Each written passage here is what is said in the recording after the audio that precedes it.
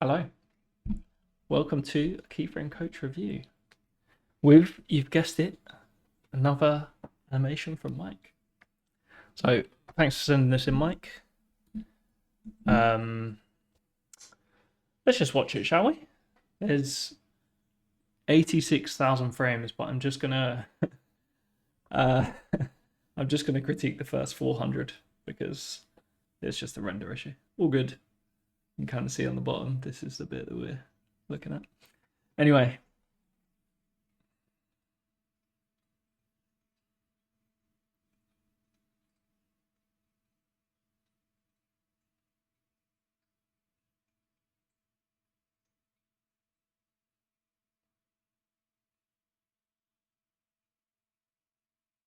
super cool, Mike. Absolutely love it. I think this is so cool, so much work. You've done a great job so far, and it's looking great, to be honest. So, um, that's enough of the positives, right? We're not here for positives, are we? No, we are. But what was I?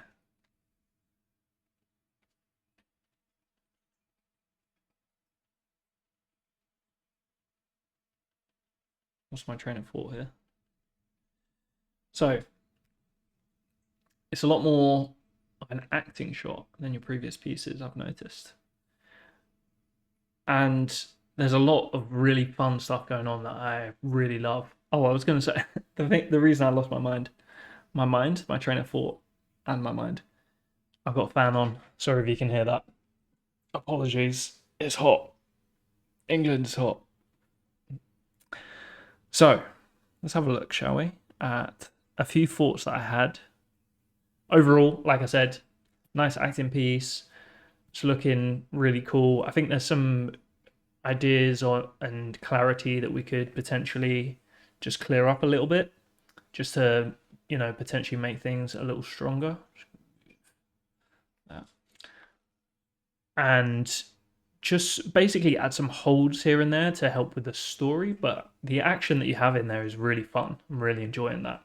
I just think we can help to tell a better story by working on our transitions a little more, but also adding some more holds in there and removing a few beats which are maybe a little unnecessary. But let's go through it. So turn on my tracing paper. And on my drawings. So, off the bat, we have this kind of slow rise up, as you can see, and he quite quickly kind of snaps into that. I think it would be cool to kind of echo what the camera's doing. So the camera's revealing him. So as we come up with the camera, we can kind of do a slow reveal. And if you still want that timing that you've got of that, fast open, you can do that with the eye. So it's more of like a, and then he's like intense and gets into it. I'm also just looking at how maybe you could potentially lower the camera a little, just looking at the position of his eyes on screen space. So they start quite high in the animation. I just wonder if you could maybe start a bit lower and, then you would track those eyes a little more as you kind of pan up, and you know exactly what to focus on then. After all, the thing that moves the least in a camera move is the thing that you're going to focus on. So pro tip from my previous days. Yeah, so like I said about the eye timing. And then in terms of the acting, I feel like here you've kind of got the head coming down and you've got this motion of the fingers sort of going to close his helmet. I feel like the simpler way is just it kind of rises up and then it's all just about, and you might have some residual motion from, the push, or, you might have like a little, just a slight head turn. But the main thing and the main storytelling beat is that press of the button. So if we can simplify everything else as much as possible, then that is going to tell your story in the clearest way. So this head motion where it comes forward seems a little, what's the word, extraneous, is that a word? It just seems a little extra to acting beat that you're going for. And then with some of that motion that we remove, we then gain some, essentially, if you're completely still, so there's going to be a few like kind of acting lessons, if you like, in this, but it's all exciting stuff because it's all very much been body mechanics previous to this. So this is a very nice kind of hybrid between the two. So if you're kind of there and you know, come in with the, then you're going to instantly, as soon as that comes onto screen, you're going to pick that up. Whereas if you're doing a lot of motion and that comes on screen, you're kind of then it's going to take a few more frames to just focus on that. So it might buy us some time to then hold for a beat and then see that go down. At the moment, you kind of press and it instantly goes down. So you almost want like a beat to go and then. So the beat itself is that, and then you've read that beat for maybe 6 to 8 frames, and then the next beat happens, which is on the visor. So it's just separating those storytelling beats into separate actions, I guess. Because there's a little time here where you're kind of holding, and also where you do this antic. Just feels like maybe there's some timing that could be played with to just make sure you're kind of holding those acting beats. Hopefully that makes sense. Love what you're doing here with the smear and the big turn as you kind of pan out with the camera.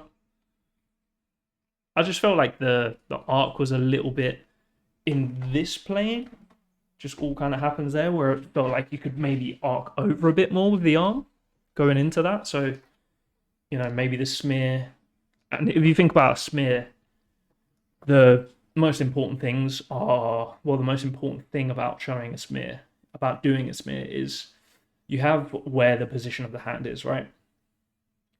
But you also want to think about where the smear is going and where it's come from. So, you know, you want to show this, you want to show this, and you want to show this. So that's the whole idea of a smear, the breakdown of a smear. So if you're showing what just happened, the hand would be moving in an arc up to that position.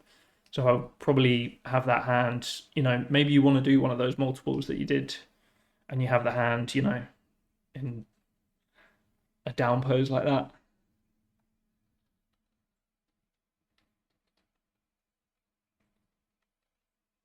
And then here, just kind of continuing that arc. If you wanted, would you kind of snap into this position here? You could potentially even have like a big hand still, and, you know, just have that arc come right over and then kind of lead into what you have, which, you know, is super cool. It's nice how you got multiples and stuff. I think it really helps the animation. So nice job. Hopefully you can hear me and not just fan sounds. So, like I say here in my note, nice head tracking. So, as you'll know from all of my reviews I ever do, I'm a big fan of tracking that headspace and making sure it kind of maintains a readable space. So you do a really nice job of it here with how much of his body's moving. I mean, there's maybe a little wobbliness in there that could potentially be cleaned up a little. But I think that wobbliness maybe comes from going into that motion over to the side. So I think what you can do in here is you have this position, and I always like to, you know, think about these things as they were crafted, and I'm assuming you use some kind of tween machine and you've gone pose to pose at some point. So we have a pose and then we have a final pose.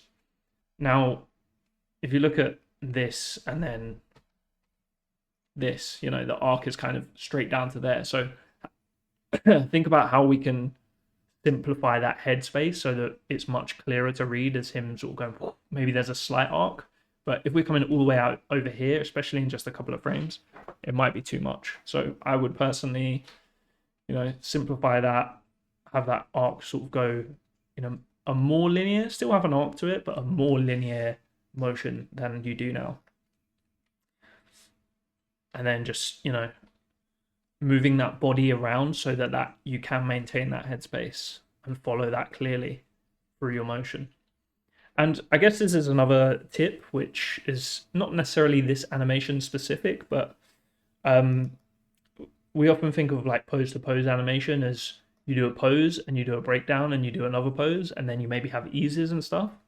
A good way when you're thinking about doing like kind of pose to pose with a sort of straight ahead, just working with a flow method. I don't know if that makes any sense, but essentially you have a pose, and the way I often like to do things, especially if I'm, you know, in the middle of something here where it's like, okay, big pose to another big pose, I'll think about things in terms of two eases instead of a breakdown. So what you have is a pose, and then this breakdown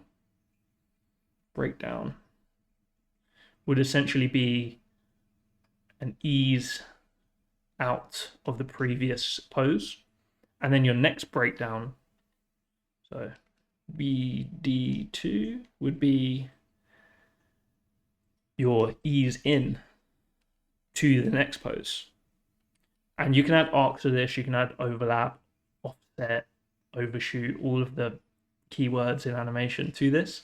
But it's just a handy way of thinking about things where you can kind of get the motion from just these four poses, and instead of doing a breakdown like right in the middle, so you're like defining everything through one magic drawing of a breakdown, can just be helpful to think of things as like an ease in and an ease out, and then before you know it, oh, I've got two breakdowns. Anyway, I hope that makes sense. Hopefully someone out there is watching that and it makes sense to them. I remember when I was explained that to by a very good animator at Blue Zoo, Dan Cripps, it just, that makes sense. I guess here it's just going from squash pose that you have to nice stretch, and you can kind of push those legs in just to create that stretch pose a bit better. And then when we get up here, it felt like we kind of stop. If you look at this top of this head, kind of go here, and then we go down. If we track the arc in the screen space, it just feels like we maybe want to continue to, you know, go up.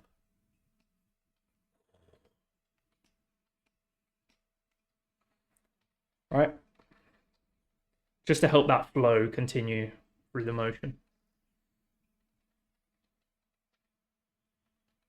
And then here I'm just saying don't go too low with that headspace as well. There's no real need, it seems, so we can just keep him on screen. This is very cool. I like this a lot. Super fun.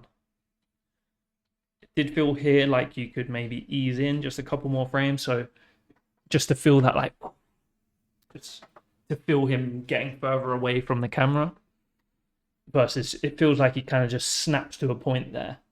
Just turn off my drawing. Just feels like he kind of snaps to this little point here, and his root is kind of pinned to that spot.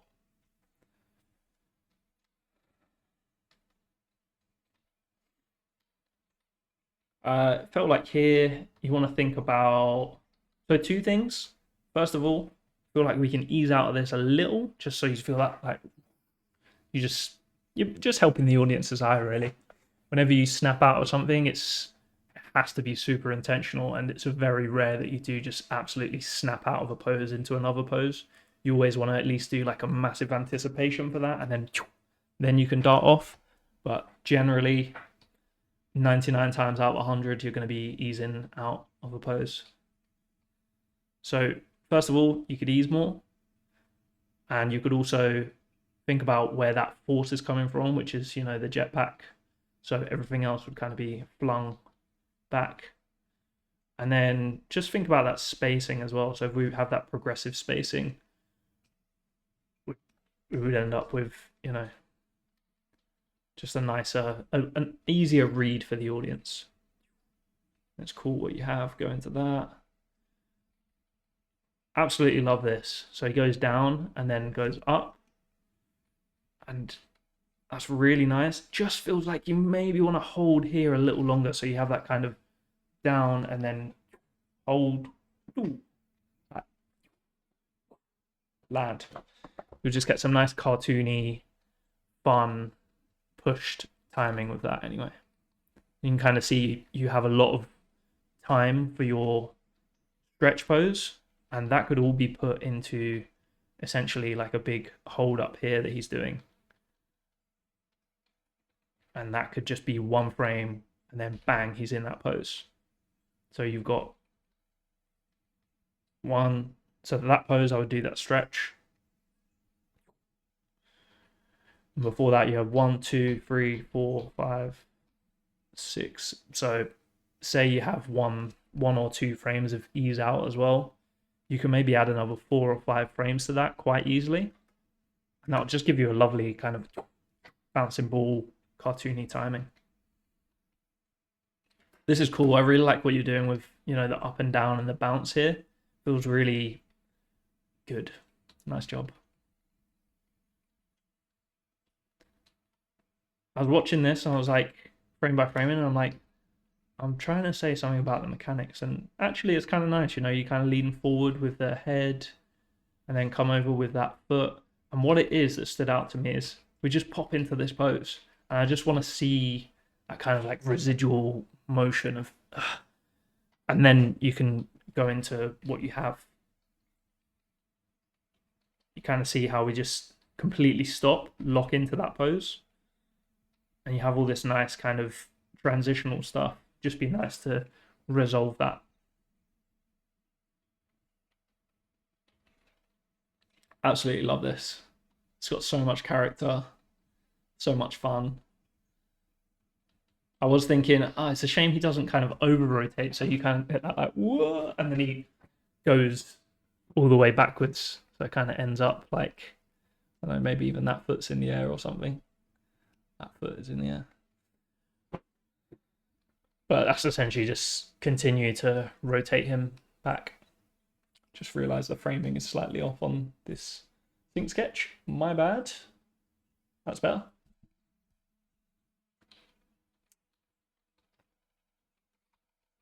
And then what that over rotation would do would then have him just be a bit more off balance on this landing point, which again will just add some more character, add some more momentum, some more energy, some more threat. So this one. So it kind of feels like, he's doing so far, he's done this thing where he's like, and then things kind of start to maybe go wrong, but he's a bit in control and stuff. From the way I understand it. And he's like, okay, he's kind of getting it. And then here, I'm not super clear on this piece of acting. So he kind of stops and then maybe regains his composure. And then he does a big jump up.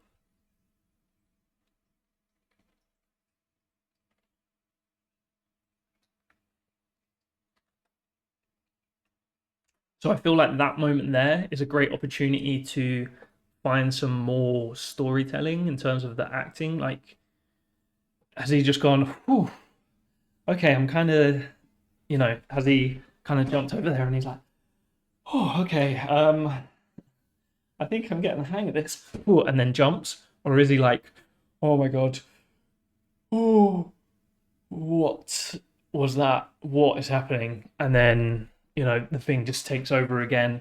So I think when I frame by frame, I'm kind of getting what you're going for. He's just almost like, when Spider-Man first realizes he has these powers, and he's just going, and then leaping, and he's kind of out of control and stuff. So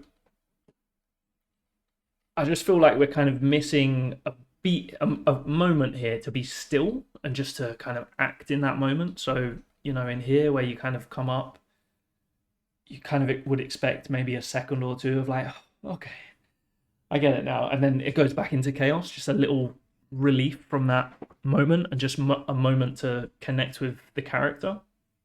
But then we have about 2 frames there, and as opposed to 2 seconds. So 2 frames as opposed to, 48, 60 frames, however many, whatever frame rate you're working at, I guess 48. 2 seconds. But a lot of the mechanics are working a lot nicer and than previous shots and stuff, and you know, it's really quite cool. I love what's going on here with the smears. It's all super clear, you know, out of control, and whoa, love it. It's working really nice. I absolutely love this bit. Super cool. If anything, if we could push things, could potentially have a bit more of a change in here. So maybe it comes from more central screen, and then you get a bit of an arc essentially coming into this moment, into this movement. A bit more of an arc even. Kind of like you do here, you know, how it just pushes out, feels super nice, and kind of like overtakes the camera. That's really cool. Absolutely love it. Great job.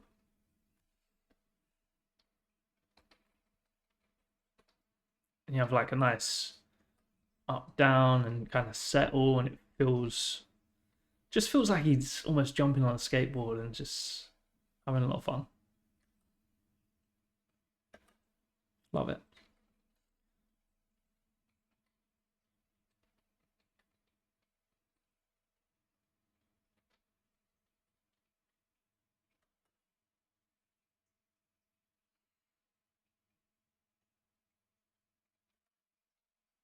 Just watching it now. So, in this bit, it does feel like we can just peel off of that and just enjoy that moment. You know, we've done this, and then we've got like, ah, and then you instantly just snap out of it. It feels like you can kind of be like, oh, in this cool moment, and then just get out of it into what you have. So, two reasons for that. One, we do just kind of pop straight out of that. If you look at the spacing before, we have, you know, this kind of spacing between frames. And then there's one frame where we go from here to here. And that's a massive pop. And then we're just there. Just feels like you want to ease out as much as possible. You know, maybe that step starts to just peel off. And then we maybe end up there. You know, you're feeling that foot start to plant. You're feeling the mechanics resolve through here. Because this all does just, it feels like he snaps and then the camera's just panning up versus the camera's moving up as he's kind of, I nailed that, you know? You're not getting that feeling of him having accomplished something through that movement. You're not feeling the confidence, you're not feeling the relief from him in that moment. Which I think just doing that motion over the camera move and just, you know, feeling all those nice weighty mechanics and steps would give you.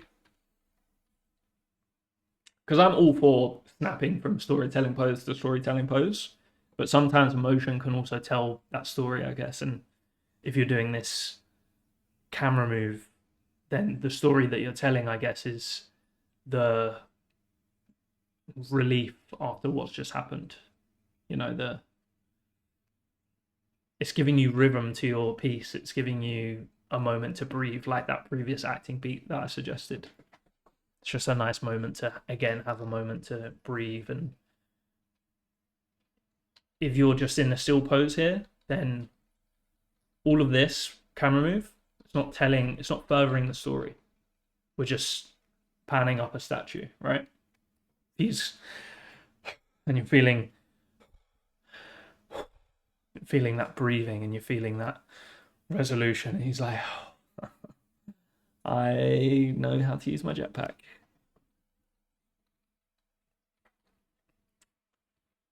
Then just a little more acting. Feels like when you turn here, in doing this, we're getting what you're about to do. You're about to press the button. Just feels like we can simplify this whole bit. So, you know, we have this, you have the visor down still. He just presses it. The arm comes around here. So essentially like doing one of these, and he's like, the visor's on. He goes, you know, just simpler. It's less, rather than going sort of, he turns a bit and then that's all covering all of the motion, and then he presses it, and then he turns, and it's just a few too many beats. And if we can just have basically this thing move, or the whole thing move, and then we get an isolated nice action here of the visor, I just think that would be a lot clearer. We see this go up, he's behind, reveals him. The only motion we have is kind of facial, the body, definitely the body, and pretty much the head are still in quotation marks, still as in kept alive, but still they're not moving as much as the main thing which is moving, which is this visor and then the facial.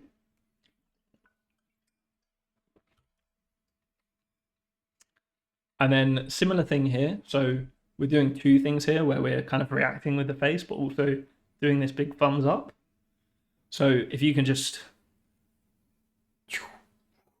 and then he's already looking at the camera, and then it's just maybe puts that down. He's just like, just another day at the, and then it's kind of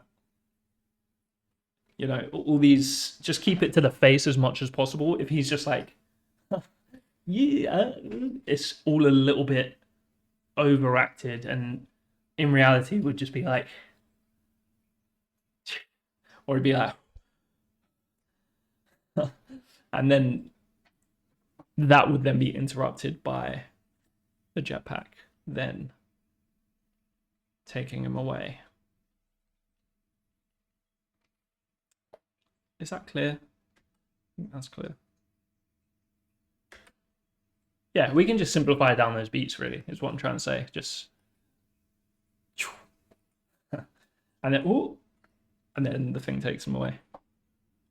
Don't need too much motion in there. Maybe there's, a chuckle. Just do some reference for that bit, see what the acting beat would be, what you would do, what feels natural. Think about what he's been through there, I guess, what his intention is for the rest of the, is he trying to play it cool? Is he trying to put on a brave face? Like,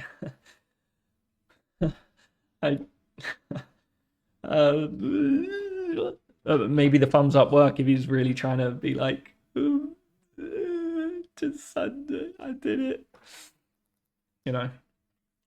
Just find something that feels genuine, do some reference, just really don't think about the motion, just think about what that character, because I just said, oh, don't do thumbs, keep it simple, but then I'm like, oh, if he's trying to be, if he's Mr. Bean in a jet suit, then he's gonna be like, just really overdoing it, and no dialogue and hamming it up. But anyway, enough waffling about that acting. The main takeaway is simplify as much as possible in terms of, do we need to have a big hand come across the screen and do this when you could just sell it with like a basically. And then here, when we do that big, there's the sparks coming in, which is very nice. Love that. Again, if we're just looking at his face and not this hand over here, then the only thing that's changing is face, and then the only thing that's changing from that is there's all these sparks flying in. So it just helps further with the clarity, helps further with the simplification.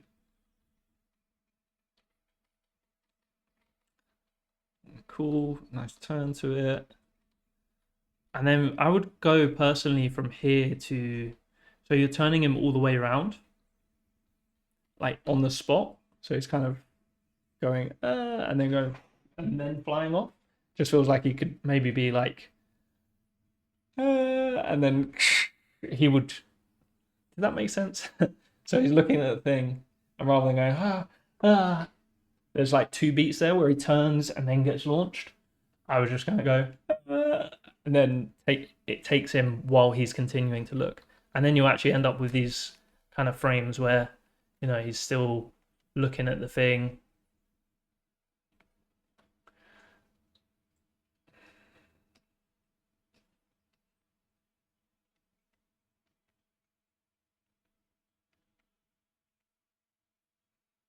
As it then takes him away. You could even have like a frame there of